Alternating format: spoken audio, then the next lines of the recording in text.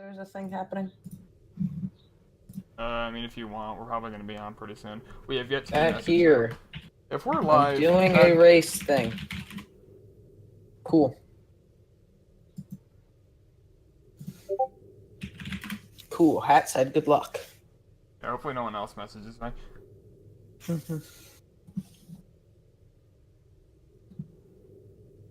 Cool.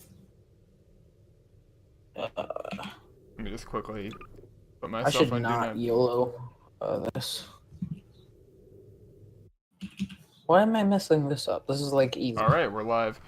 Alright, so this is Portal Inbounds. I'm Alexh0we, and this is Moose Hockey.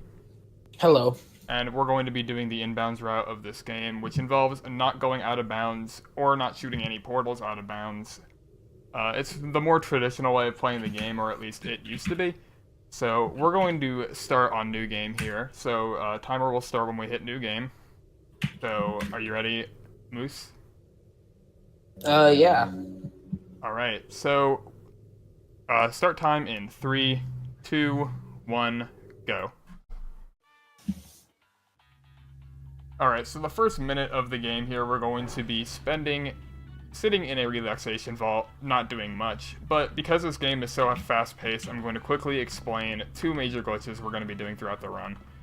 One of them is edge glitch. An edge glitch is when you get stuck on the side or top of a portal. This will put your model on the other end of the portal while leaving your camera on the same end of the portal. This lets you shoot in places where you're not actually looking, and it's kind of weird and doesn't make any sense at all, and I don't really understand it myself, but it works. And save glitch is when you save and load in that state, which allows you to move around while remaining edge glitch. Now, we're going to be abusing that throughout basically the entire run. It is by far the most broken aspect of this run. And we're going to be doing some neat movement throughout the entire run as well, if you want to explain that, Moose. Yeah, so the main form of movement is ABH. And hold on a sec. So you're going to see us do that right here. So with ABH, I can move. Okay. We are jumping backwards and going very fast, and I cannot do it for some reason. So anyway, when we jump backwards but don't hold any directional keys, the game accelerates us continuously because it thinks we're going forward, so it gives us back speed to slow us down. But because we're going backwards, it just speeds us up. Is the general gist of it. If you're wondering what we're doing here, we're trying to do a glitch called button save glitch. Essentially how it works is we get that radio off from on top of the camera there, and we have it push us off of the button while we're doing those save loads there.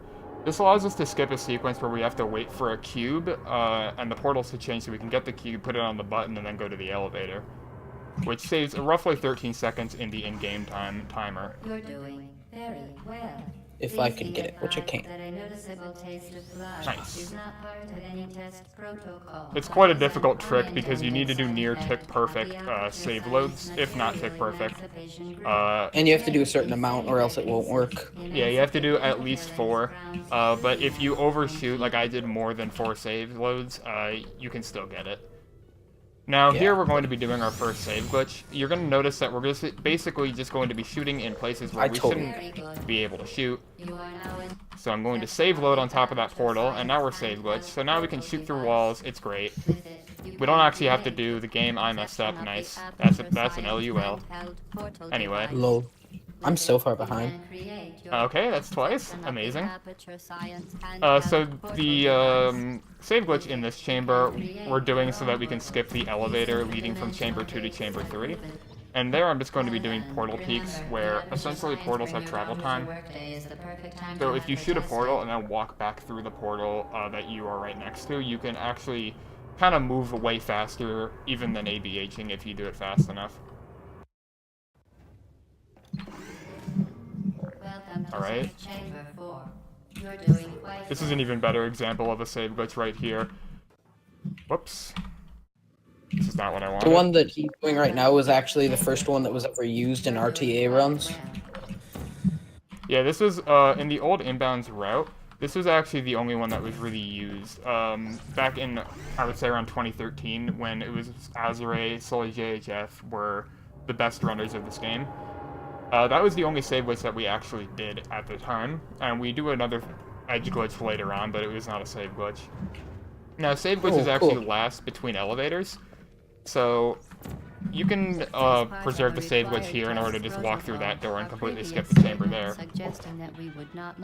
I would just like to point out that I got the cool pit skip in 04. Ooh. Just that's not normal, so. That's a tricky piece of movement there that saves, I would guess, maybe 2 seconds at most. Yeah, I mean, compared to like optimal doing it the other way, less than that, but it's still quite a bit. Alright, so this chamber, chamber 6, is a good example about how some chambers were kind of not made with puzzles in mind. We don't actually have to use any of the orb reciprocal things throughout this entire run, or even, I don't believe you even need to do it in a casual playthrough. Just because a lot of the chambers you can just kind of get past by jumping in certain ways. For instance, here we're going to be doing a quick little portal, fling, allowing us to get to the end way faster than doing the actual puzzle for the chamber. Also, shout out to Moose for making these nice little shots fired portal gun skins that we have with our names on them. Thank you. They are quite nice. I downloaded mine today. It is pretty cool. And if you want a custom portal skin, you can find them on Twitch. Twitch.tv/moose_hockey. Thanks for the little plug right there.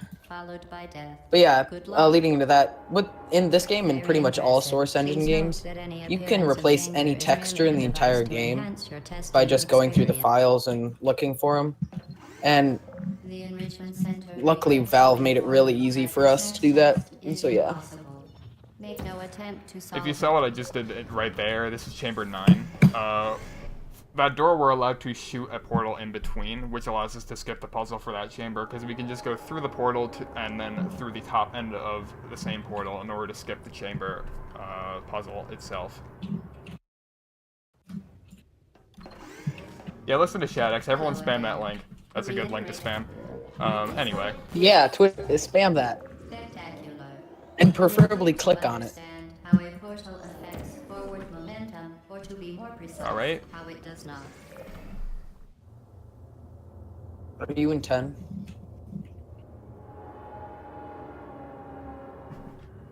Alright, yeah, I just finished 10. I'm loading 11 about right now. I didn't either. I didn't even go for it. Alright, so now in chamber 11, we're going to be doing AFHs. You probably saw us do them last chamber. What an AFH is it's an accelerated forward hop. Essentially how it works is, if you hold S, the game will think you're going backwards, so it will give you the accelerated movement similar to what an ABH will give you. But it'll give you going forward. It'll allow us to very easily get to the portal gun in the middle of the chamber very quickly, which allows us to do a quick little save glitch there that not only skips all of chamber 11, but also all of chamber 12, which we do not even see one time throughout this run. And so the joke is that it's just something invented by Glitchless. Pretty much, yeah. Glitchless is the only category you do it in still, I believe. No, and Legacy. Oh, you do half of it. Because you can't do Edge Glitch in Legacy. Correct. Which is annoying. Well, you can, just not there. There we go. I did the save glitch in 13, even though it's slower. Anyway. I didn't, because it's annoying. It is actually a little bit slower RTA to do that, but anyway. The nice thing about getting the orange portal gun in this run is that it allows us to be able to do a lot more freedom with our save glitches. Have a lot more freedom, I should say. English is a little bit tricky. Anyway. So chamber 14 there, that one's... They knew you could just skip it by doing all that. There's a whole chamber we just skipped. And to get gold in the advanced chambers and in the challenge mode, you actually have to do that. Yep. It's mentioned in the developer commentary for the run if you want to listen to that whenever you play through this game. Also, the buzz was probably someone following me on Twitch, so thank you for whoever that was. Anyway, the nice thing about weird because it did that me too. Oh, nice. The nice thing about having the orange portal gun is that you can do a lot more free save glitches because you have a lot more opportunity to set it up exactly how you want it. Before, we had to rely on wherever the orange portal was, wherever the game decided to place it for us, to do any save glitches. But now that we have both portals, we can basically do whatever we want with save glitching. We're going to do one here. This is probably the most complicated chamber in the run right now, chamber 16. We actually spend a little bit of extra time in here doing a setup for the next chamber, chamber 17, where we are going to save glitch in order to get, if I could find the spot, we're going to save glitch in order to get a portal under the elevator here, and we're going to bring the turret under the elevator with us. Save glitch again so we can get back in the elevator to take us up to chamber 17. Your phone rumbling is loud. Anyway. It is indeed. The reason we do this is because in chamber 17 here, instead of doing the whole thing with the companion cube where we bring it with us throughout the puzzle, we can just kind of jump through a wall like this. This is quite the difficult jump, thankfully I got it fairly quickly. And we can use this turret as a button, or as a cube, to push down the button. The reason this works is because Valve decided that they wanted these turrets to be able to be boxes for Chamber 16, because they wanted you to be able to push down a button that's in 16. You just didn't see it because save glitch is a thing. So, essentially... Also, yeah. Essentially, if you're looking at mine right now, rip companion turret. Oh yeah, you have a companion cube skin, don't you? Yeah. Anyway. So that turret is actually named box. Yeah, that was a follower noise. I don't know why that's still on, honestly. Anyway, essentially the turret is named a cube in the game's coding, so it will be considered a cube when you try to incinerate it. So you don't actually have to kill the companion cube in this run, which is quite nice for all the memers out there. So we just did another save glitch there. That was chamber 18. That's one of the more recent ones found, along with 16. We found those two, actually a man named Alexh0we found them. He found a lot of the new stuff that we do in this run within the past year and a half. And essentially, all these save glitches allowed this run to go down by like another full minute. The old record for the run used to be a 12:09 by Finzi. But since all of these new things have been found, the record has been pushed all the way down to an 11:13 by Alexh0we, and Alexh0we has a lot further to go with his time because of the BSG. He hasn't gotten a very good PB with it yet, so soon we'll probably be seeing our first sub-11 time, which will be very exciting. Now, if you didn't notice right there, I did a glitch called lag. We're going to be doing it again here. First try double lag, that's very good. Anyway. Oh, did you get it? Yeah, I got first try double lag. Anyway, Oh, I missed. the way double lag works is, or I should say lag, essentially for large angle glitch. How it works is, there's something weird in the game called the unstuck code, which is way too complicated to explain in the amount of time that we have in this run. But anyway, give us an hour or two and we could do it. Ace could do it, I couldn't. Anyway, we essentially use the unstuck code to basically teleport us horizontally. So we abuse that to do that chamber in less than 20 seconds, even though it is probably the longest chamber in the run without it, because you have to go through a lot of the escape section as well. Now that we're on EO1, this is the last save glitch of the run. This was also found by Alexh0we. This is one of his most recent finds, I believe. I think this is actually the most recent strat other than BSG we've incorporated. Anyway. Z's and Alexh0we found this. Z's helped too? I did not know that. Shout out to Z's. Shout out to grandfather Z's for doing a lot of work for this game despite hating it with all his energy. Anyway, we're doing something similar to LAG here called AAG, which is basically the same thing, uses the unstuck code and everything, except we do it on an acute wall, and it teleports us vertically and horizontally. Now we're going to bring a turret with us into GLaDOS' chamber. Time's going to be coming up shortly. And we use the turret to shoot GLaDOS for us so that we don't actually have to do the whole sequence where she shoots rockets at herself, because that's really slow. So timing will be in a little bit. I'm doing a glitch here called core fall skip, which allows us to skip about a 1 second time where the cores are falling into the thing. So time for me will be coming up roughly about... Nope, not now. Now it will. There we go. And... So that's my time. And... time.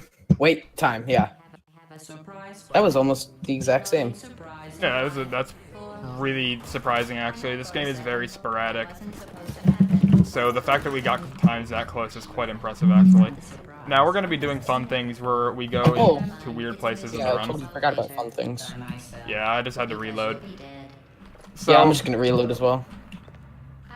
So, in the end game credits, or I guess you could call it that, there's a little thing where they show the cake room and you falling outside. I don't want to tell you your business. And we can get to both of those places because those are just places in the map. Do you think I'm And so he's going to be going to cake room. I'm going to be going outside. the fun part about going to cake room especially is that if you do this setup like this, where you can kind of have the cube going back and forth, it'll actually stay there when you actually see the cake candle being put out later. And you can also make the game soft lock by finishing the game with the cube on the cake, because the little thing up there won't be able to put out the candle. But anyway, And so, yeah. that's And so Portal we can Inbounds. get outside. And one cool thing at the end, there's this can of beans that is just sitting here on my screen. And if we click on it, we get the true ending, and we crash the game. Nice. But anyway, If I can press it. I can't press it. Why won't it let me? Oh, and there we go. okay, his game's crashed, I'm in the cake room. But anyway, Yeah. that's Portal Inbounds. This category is crazy, and it's really fun to run if you want to get into it. Z's has a lot of tutorials on YouTube, so if you guys want to get into this game, you can go on Z's SC on YouTube and look up his tutorials for Inbounds. It's a very easy game to get into, and it's very, very beginner-friendly. Even though it looks kind of insane here, you don't have to do all these strats, and you can still get a very good time. But anyway, that's enough of us. Next run will be, I believe, Sushi doing Portal 2, so that's a very good run. You're going to want to stick around for that. Yes, everyone go watch him. And if you want like his Portal Gun skin, go check out twitch.tv/moose_hockey. And also, like, watch me or whatever. You know, Yeah, you can he's do gonna that. be running. All right, sorry, that did go